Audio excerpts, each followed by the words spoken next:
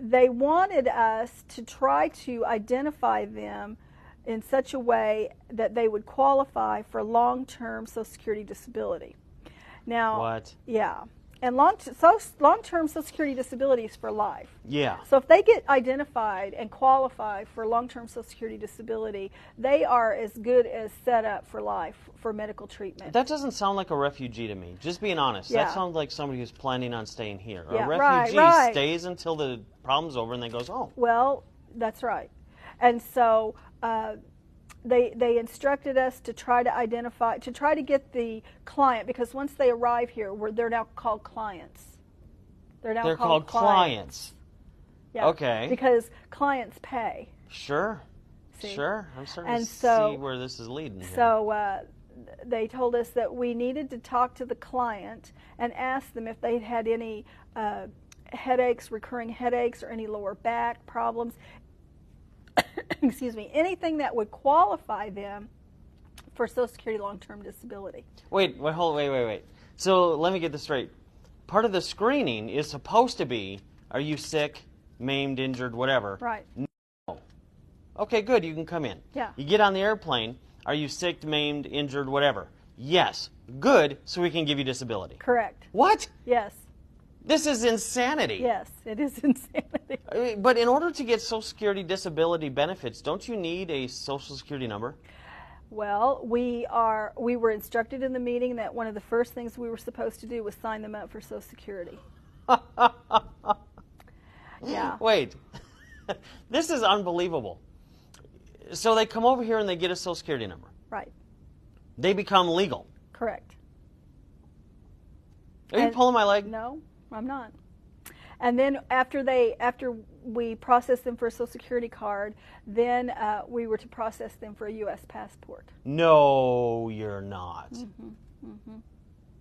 So that's about the time I kind of decided, okay, I was done. I've heard everything I want to know. I was so angry about this, that they would receive a U.S. passport. It just, I just couldn't believe it. I couldn't believe that we were giving these people Social Security cards and U.S. passports and free medical, free housing, free food, free everything. Yeah, but the thing that bothers me, because the food we can recoup from, and the money irritates me, but we can earn it back and we can stop the program or whatever it is. Mm-hmm. But once you give somebody a Social Security number, mm-hmm. and you give them what's considered globally the golden ticket, which is a U.S. passport. Right. That is beyond comprehension that we're doing this. That's right. Do bureaucrats know this is happening? Well, interestingly enough, no, they don't.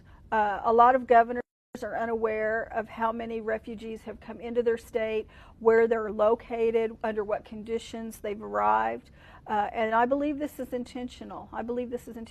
Now, we do know that the governor of Texas and the governor of Tennessee have both stopped this, and they're refusing to take any more refugees. In fact, the federal government has filed a lawsuit against both of those states because they're refusing to take any more refugees. How dare you keep your people safe? Right.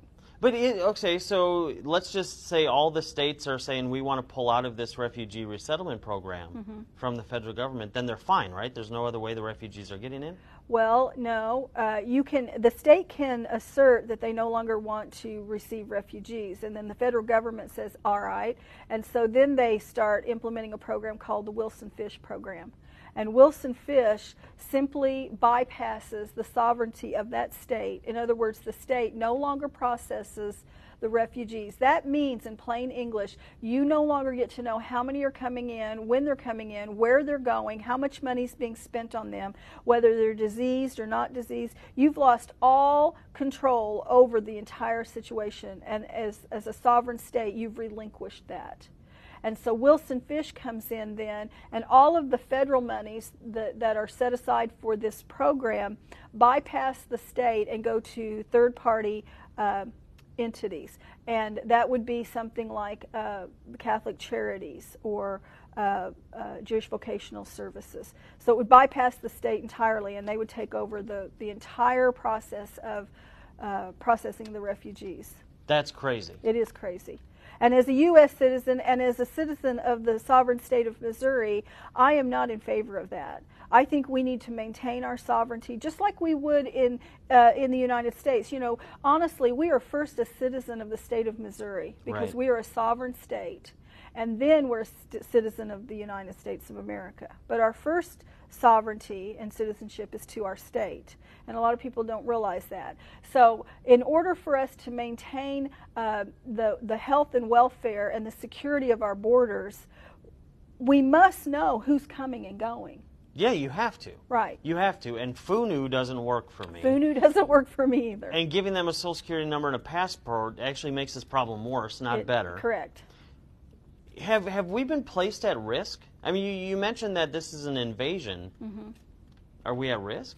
I believe we are at risk, Josh, because when they come in, we're urged to compatriate them with fellow refugees, those who have come in before them. We are urged to locate other communities of refugees from the same country of origin, the same language, the same culture as those who are arriving. And so when they come in, you know, and we have had Syrians come in, and we know Syrians are on the list of those 7 countries that have been banned. And so we've received Syrians here in Missouri. Even after the ban? Yes. What? Yes. And so these Syrians are coming in, and we know that they are coming from a country of origin that has malevolent intent toward us as a nation. And we now know they're not being vetted, and we now know that not only are they coming from a malevolent country, or a country that has malevolent intent, and we now know they're not vetted, we're giving them support, and we're giving them a passport. What name do they put on the passport if their name on the thing is FUNU? I don't know. Can they just pick a name?